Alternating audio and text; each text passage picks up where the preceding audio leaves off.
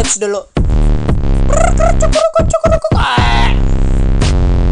Banyak orang goblok kagak punya SIM, bawa motor ugal-ugalan, bikin orang celaka, ngamuk-ngamuk di tengah jalanan. Jalanan lagi rame dengan seenaknya, dia motong jalan, ketabrak lalu meninggal sekeluarga. Bilang alhamdulillah. Kemarin gua santai bawa motor, tiba-tiba ada truk, jalanan sepi, supirnya ngantuk, kayaknya habis mabuk. Dia oleng ke arah gua seolah-olah candaan. Minggu lalu ada mobil dengan plat oknum dan nyetir baby boomers. Lampu merah sudah hijau, nih mobil masih ngestak. Kalaman ganti gigi, lampunya keburu hijau lagi.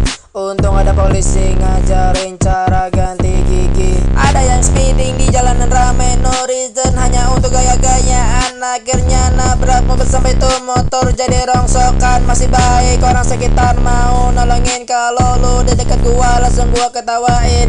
Andai ada yang rekamin terus viralin, netizen bilang mati aja amin. Hey, kontol pengendara, kontol pengendara, kontol pengendara, kontol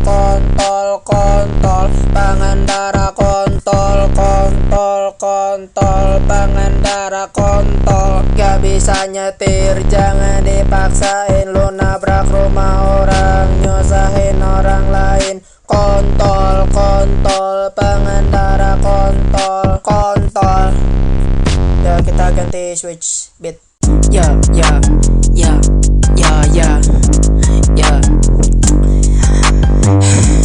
cepet aja nih, masih pakai lama. Hampir kecelakaan di kali dalam sehari karena ada orang bawa pernah gengsi, pengen pamer di sosmed, terus kontol bisa nyetir dan muda orang tua yang bersifat kasih jalanan. Masih kontol dengan senang kini kunci kontol atau salah masih bawa kodok. Lebih karena paling penting di karena viral sendiri, selalu punya perasaan di jalan pasti ada para kontol yang gak boleh kecelakaan. Gua ada bedanya sama ibu-ibu yang